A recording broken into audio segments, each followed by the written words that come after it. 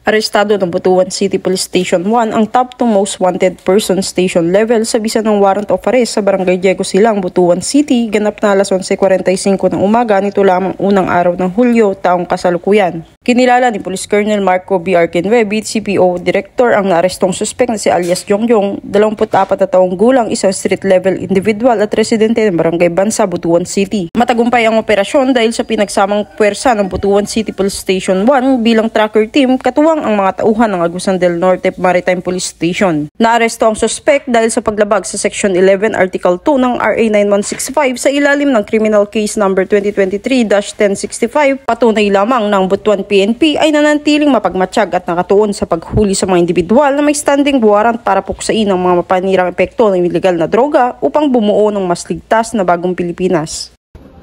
Mula dito sa Police Regional Office 13, ako ang iyong pen and correspondent, Patrolwoman Karen A. Malilin, alagad ng batas, taga-taguyod ng Balitang Pulis.